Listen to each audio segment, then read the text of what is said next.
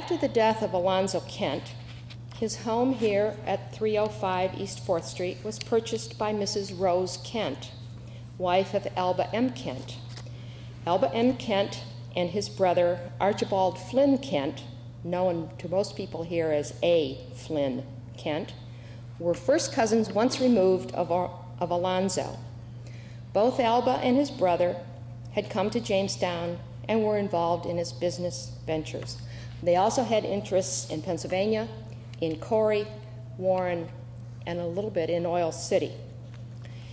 A. Flynn was instrumental in organizing the first company which manufactured gas for heating and illuminating the city. He sold his interest to the Pennsylvania Gas Company. He also organized the first company for the furnishing of water to the people of Jamestown. This became the Jamestown Water Supply Company and was bought out by the city in 1903. A. Flynn married Emily Keeler, and they had 3 sons. All 3 of them left Jamestown. Elba Kent lived in 305 East 4th Street from the time his wife purchased the home after Alonzo's death. His wife was Rose Hall Whitmore, widow of Charles Whitmore of Warren, Pennsylvania. She had 1 son, Charles, from her first marriage. Rose and Elba had 1 son, Morgan Bostwick Kent. Elba Kent had left Vermont and gone to Wisconsin as a young man, entered the Civil War there. After the war, he and his brother, A. Flynn, were in oil refining business in Pennsylvania. They organized the Corry Woodenware Company and the Corry Chair Company. Elba also established the Warren Gas Company. He was, later when he died, he was also a director of the First National Bank and a director of the Jamestown Worsted Mills. Rose, his wife, was the daughter of Chapin and Susan Bostwick Hall, was born on the Hall farm in Bustye in 1838. So looking at who she was, you can see where Elba's involvement came. His father-in-law was Chapin Hall, who had interests in the early textile mills of Jamestown. And of course, Elba's cousin Alonzo was the founder of the bank. Elba Kent also managed the Kent Farm in Bustye, recognized as one of the largest farms in Chautauqua County with about 1,500 acres. This was a combination of the Chapin Hall Farm, Rose's father's, the Bostwick Farm, Rose's grandfather's farm, and the Hastings Farm, which belonged to Rose's uncle. Another enterprise of Elba's was the Kent House in Lakewood, once the leading hotel there, and Elba directed its management for several years. Rose died the 20th of June, 1912. She had been a resident of Jamestown for 35 years, and in her death notice in the Jamestown Evening Journal, she was called one of the most lovable characters in the community. She was one of the principal organizers of the Independent Congregational Church and was an active worker in it until she became a convert to Christian Science. She was a graduate of the Massachusetts Metaphysical College of Christian Science and a pupil and associate of Mrs. Mary Baker Eddy. She was the first preacher and the first reader of the First Church of Christ Scientist of Jamestown. She liked flowers.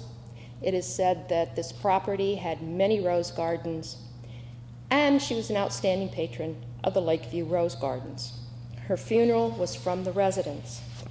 And again, this is a report of the funeral of Mrs. A.M. Kent from the newspaper, 24th of June, 1912.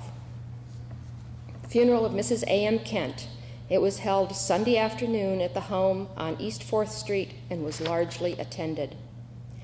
Amid masses of the flowers she had held so dear and cultivated so successfully in her spacious grounds about her home lay all that was mortal of Mrs. Elba M. Kent, while funeral services were conducted Sunday afternoon by Frank S. Vernon, first reader of the First Church of Christ Scientist of this city, in the presence of a company of relatives and friends that overflowed the rooms of the Kent Mansion on East 4th Street. From where it lay in the large reception hall beneath a covering of lavender and white sweet peas, and beside the stairway, which was carpeted with white roses, the casket was borne away by these relatives: Elba M. Kent, Charles D. Wetmore, Charles W. Hutchinson, and Harry W. Fenton. A simple and informal service was concluded with the burial, which was private, in Lakeview Cemetery.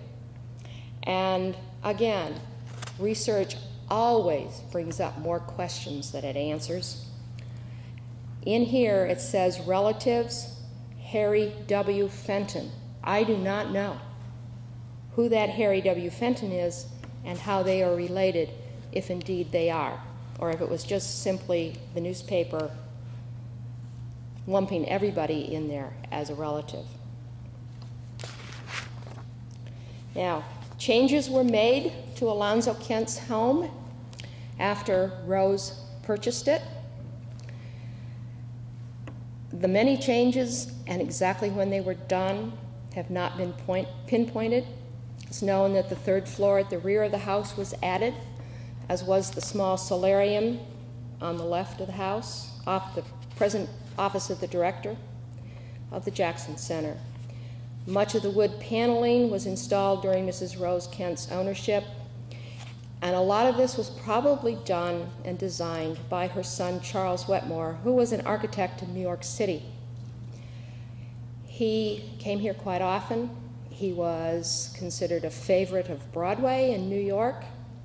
He married a Mrs. Watrous, a New York City socialite, and it is said that he brought many famous personages to Jamestown as weekend guests, including Ethel Barrymore and Lillian Russell.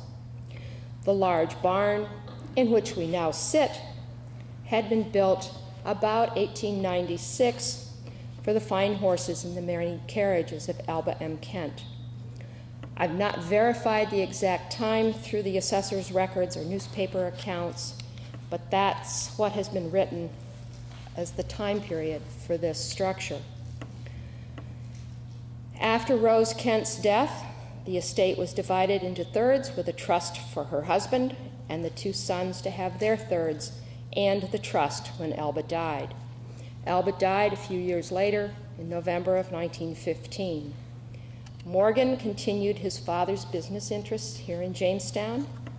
Charles and his wife did live in the home for a couple of years during World War I and then moved to their home at Long Point.